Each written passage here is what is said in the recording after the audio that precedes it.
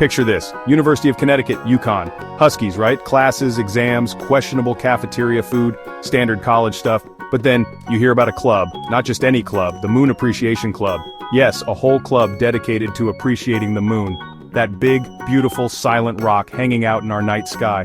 This club was popular. They tapped into something primal, something poetic. Maybe it's the romance of the moon, its mysterious glow, its gravitational pull that messes with the tides and student behavior. Whatever it was, the Moon Appreciation Club had a certain celestial charm, a unique gravitational pull of its own on the Yukon campus. They had meetings, actual gatherings, timed with the full moon. Because if you're going to appreciate the moon, you go big, you go full. This club understood that. They understood the assignment. But as with all things that shine a little too brightly, sometimes they attract a bit too much attention.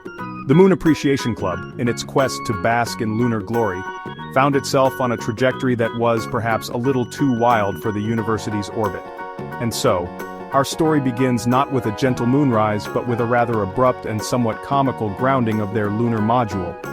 Fasten your seatbelts, folks, because this rocket ride got a little bumpy. So there they were, Yukon's Moon Appreciation Club vibing with the cosmos. And then bam, October 12, 2024, a date that will live in lunar infamy, at least on the Yukon campus. The club announced an indefinite hiatus. Indefinite. That's like saying your favorite TV show is taking a break, and you just know it's probably not coming back. The moon didn't go anywhere, mind you. It was still up there doing its moon thing, blissfully unaware of the administrative drama unfolding below. The reason for this sudden celestial shutdown? New restrictions. These weren't just gentle suggestions. No, these came directly from the Yukon Student Union and Event Services. And they had concerns.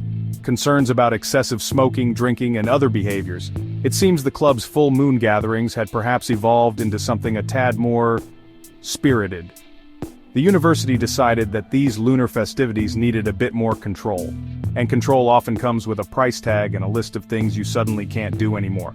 So the club, faced with these new earthly tethers, had to hit the pause button. It's a classic tale, really.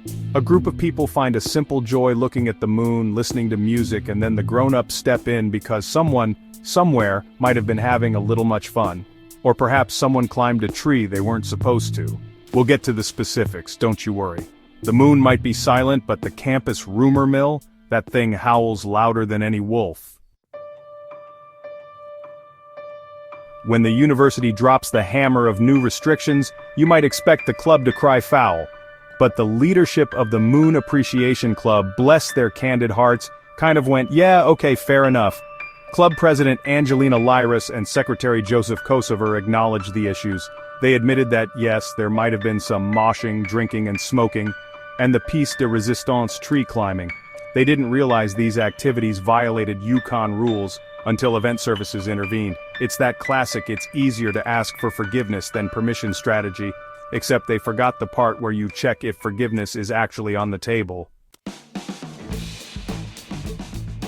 Before the crackdown, the Moon Appreciation Club was, by all accounts, pretty awesome. Their signature events were these monthly meetings perfectly synchronized with the full moon.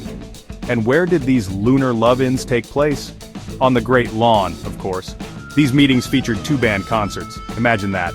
The crisp night air, the glow of the full moon, and live music echoing across the lawn. It was an escape, a mini-festival, a communal experience.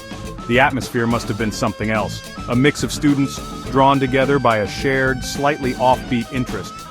There's a certain magic to outdoor concerts, and when you add the mystique of a full moon, it probably amplified everything.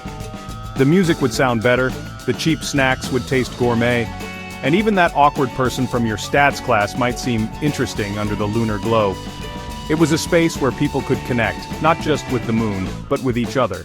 These events were the heart and soul of the Moon Appreciation Club. They were what made it more than just a name on a list of student organizations. They were an experience. So the university waved its magic wand of rules, and suddenly appreciating the moon got expensive. Really expensive.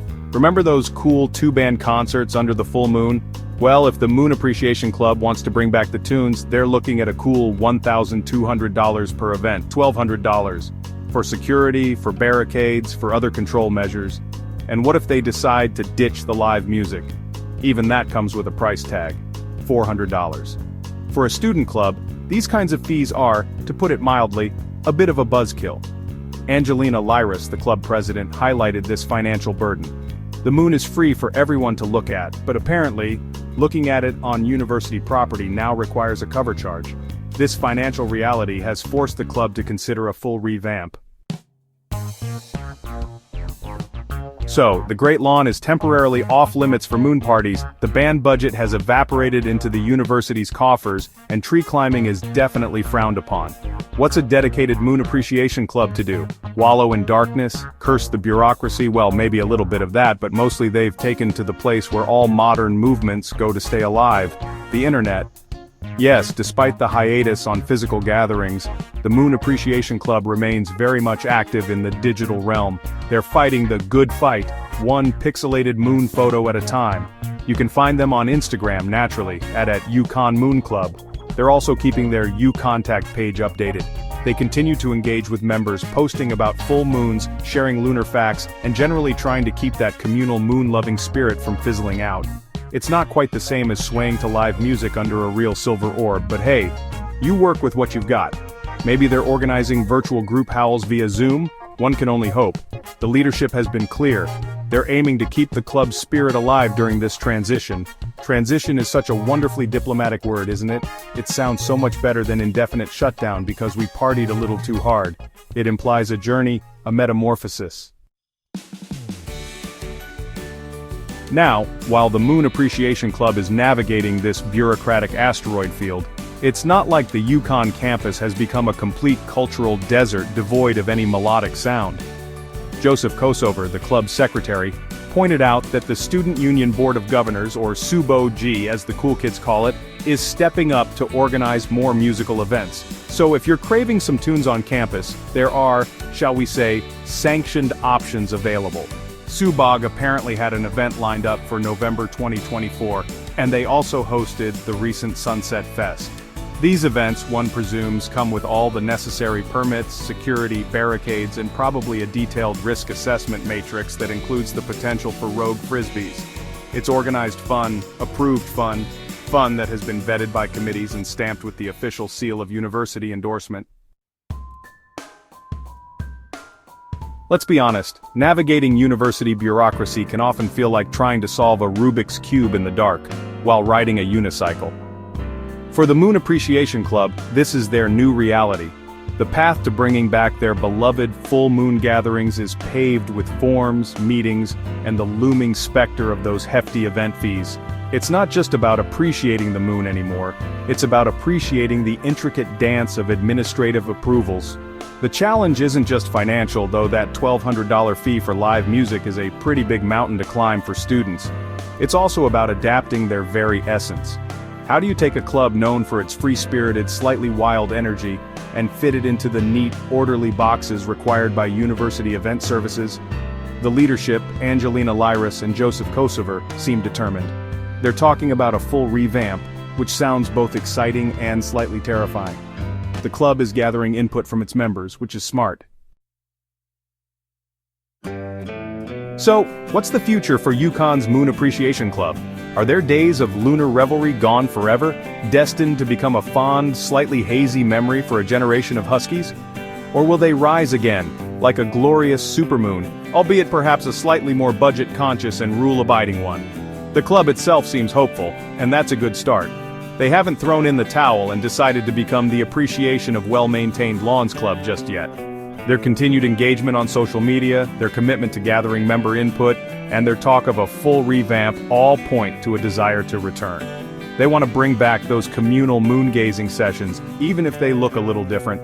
Maybe the two-band concerts will become one acoustic guitarist playing very softly sessions. Maybe the moshing will be replaced by polite, socially distanced swaying. Perhaps tree climbing will be substituted with a stern lecture on the importance of respecting university flora. Ultimately, the spirit of the Moon Appreciation Club is about something simple and universal, finding joy and connection in the world around us, or in this case, above us. The moon has been inspiring humans for millennia, through good times and bad, through bureaucratic hurdles and budget cuts. It's a constant.